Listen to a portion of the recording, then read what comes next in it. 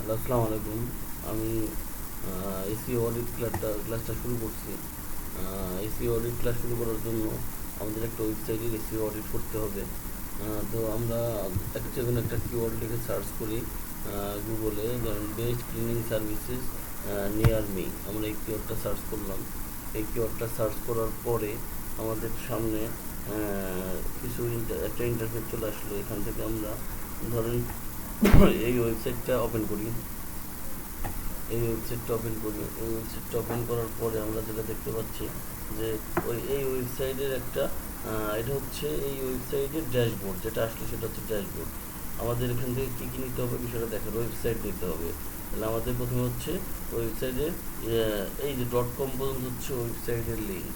Dot com পর্যন্ত যেটা দেখতে পাচ্ছি সেটা হচ্ছে ওয়েবসাইট লিঙ্ক। তাহলে এই ডট কম পর্যন্ত আমি এটাকে নিয়ে নিলাম। আর সম্পূর্ণ যে লিঙ্কটা আছে সেটা হচ্ছে ওয়েবসাইটের পেজের লিঙ্ক। সম্পূর্ণ যে লিঙ্কটা আছে সেটা হচ্ছে ওয়েবসাইটের পেজের লিঙ্ক। আচ্ছা, ওকে। এবার হচ্ছে আমাদের এই সেটারই আমাদের অডিট করতে হবে। অডিট করার জন্য আমরা সুন্দর করে সিম্পলি কিওয়ার্ড এসইও কোয়াক যে আমাদের টুলসটা আছে দেখে নেবেন। আমি মার্ক করে দেখাই দিচ্ছি। এসইও কোয়াক, এই যে টুলসটা এসইও কোয়াক, বিষয়টা ভালো করে বুঝে নেন। এই যে এসইও কোয়াক এই টুলসটা এই টুলসটা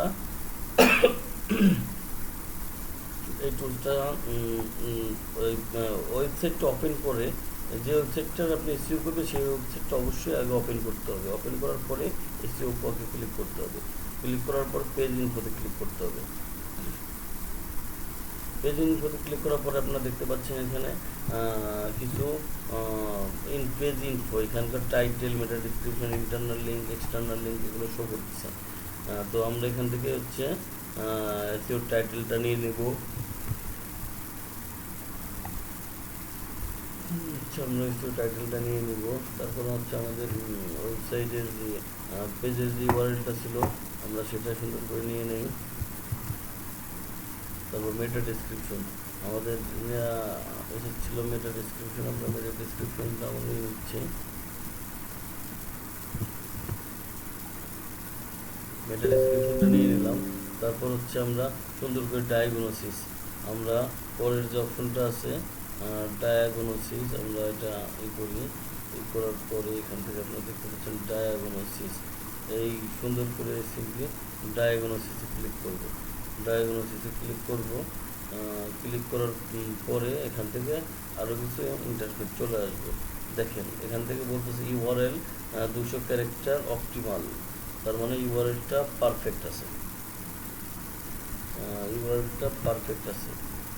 আমরা এটাকে এখানে কমেন্টে লিখে দিই, ওয়েবসাইট ইউআরএল পারফেক্ট আছে। তারপর হচ্ছে আমাদের কি আছে, ক্যানোনিক্যাল ট্যাগ এটাও পারফেক্ট আছে। আমরা ক্যানোনিক্যাল ট্যাগটা দেখে নিতে কী কী আছে।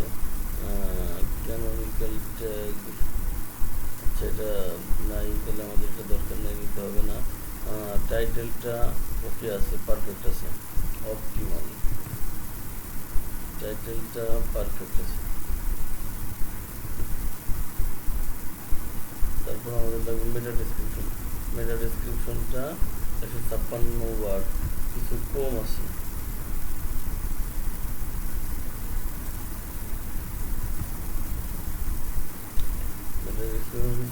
হেডিং ট্যাগ আপনি এখান থেকে দেখতে পাচ্ছেন H1, H2, H3, 4, 5, 0, 6 আছে।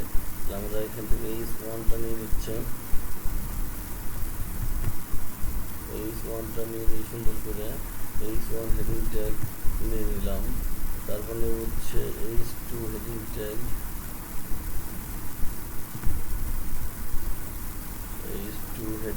এটাও নিয়ে নিলাম। তারপরে যেটা নেব সেটা হচ্ছে যে H3 হেডিং ট্যাগ, এটাও নিয়ে নিচ্ছি। আপনারা একটা জিনিস মনে রাখবেন, মাথায় রাখবেন যে আপনাদের ন্যূনতম 3টে হেডিং ট্যাগ ব্যবহার করতেই হবে। H1, H2, H3 এই 3টে হেডিং ট্যাগ ব্যবহার করতেই হবে, এটা এসইওর পূর্ব শর্ত। আর যদি 6টাই ব্যবহার করেন সবচেয়ে বেশি ভালো হয়। হেডিং ট্যাগ হচ্ছে মোট আছে হচ্ছে 6টা, হেডিং ট্যাগ আছে মোট 6টা।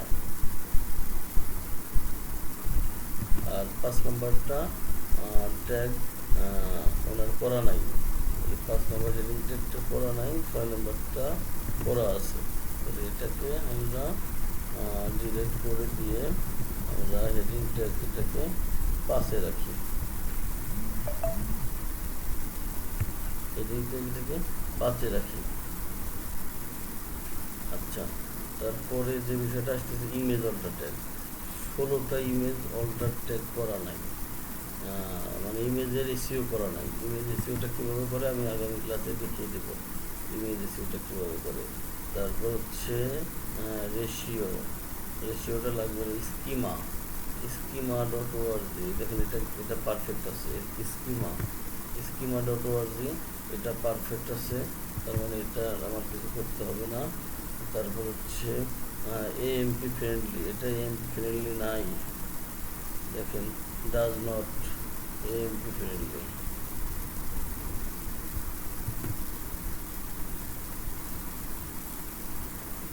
does not AMP friendly.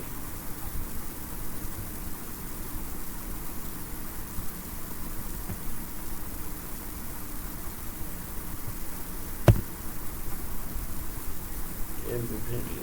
তারপর হচ্ছে রোবট ডট টিএক্সটি, দেখেন রোবট ডট টিএক্সটি এটা ওকে আছে, robot dot TXT.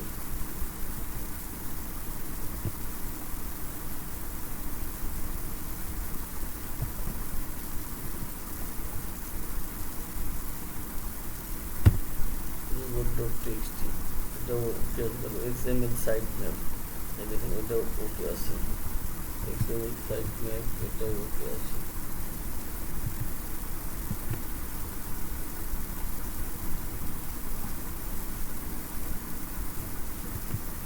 XML site map এটা ওকে আছে। তারপর হচ্ছে ধরেন আপনার গুগল অ্যানালিটিক্স এটা ওকে আছে,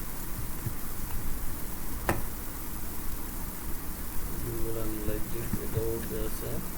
তারপর যেটা লাগবে সেটা হচ্ছে ফেভাইকনটা ওকে আছে,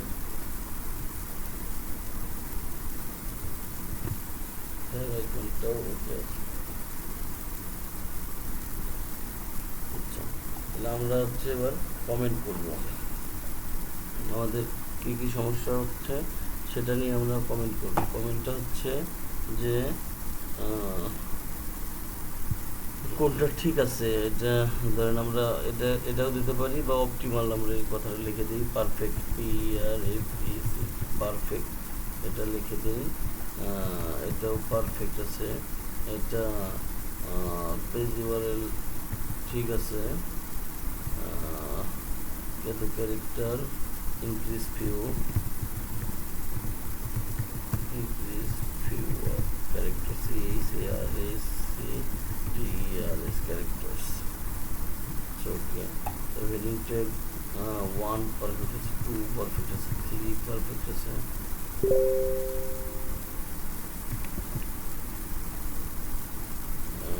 3 perfect আছে, 3 perfect আছে।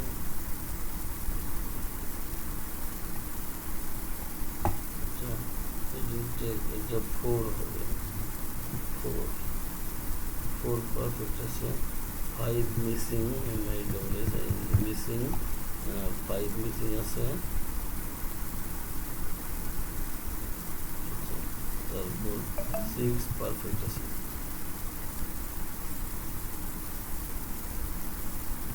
ইমেজ অল্টার ট্যাগ মিসিং আছে।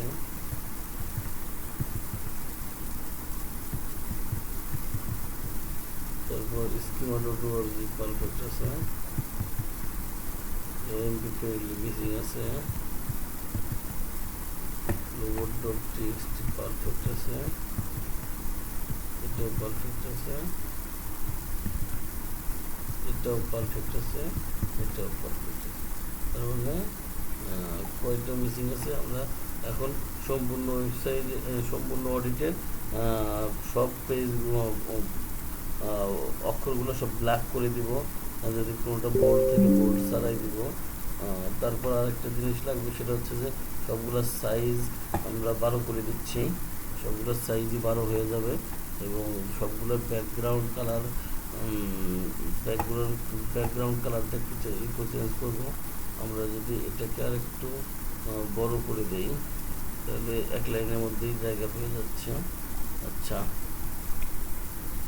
তাহলে আমাদের হচ্ছে যে এই দুইটা ইসের ব্যাকগ্রাউন্ড কালারকে চেঞ্জ করতে হবে। এই দুইটা ইসের তাহলে আমরা ব্যাকগ্রাউন্ড কালারটা ধরেন একটা স্মার্ট একটা কালার নিয়ে নিলাম, সুন্দর একটা কালার নিয়ে নিলাম। তারপরে যে জিনিসটা লাগবে যে কোনটা কোনটা মিসিং আছে, যে বিষয়টা মিসিং আছে মিসিংগুলাকে আমি রেড করে দিব। যেগুলো মিসিং আছে মিসিংগুলোকে আমি রেড করে দিব।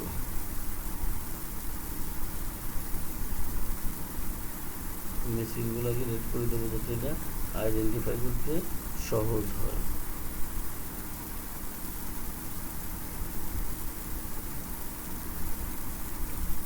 সুন্দর করে মিসিংগুলোকে আমরা রেড করে দিলাম, এটা বোঝার বা আইডেন্টিফাই করতে যাতে সহজ হয়। এটাই হচ্ছে ছিল আমাদের ওয়েবসাইটে এসইও অডিটটা। এটাই হচ্ছে একটা ওয়েবসাইটের পারফেক্ট অডিট।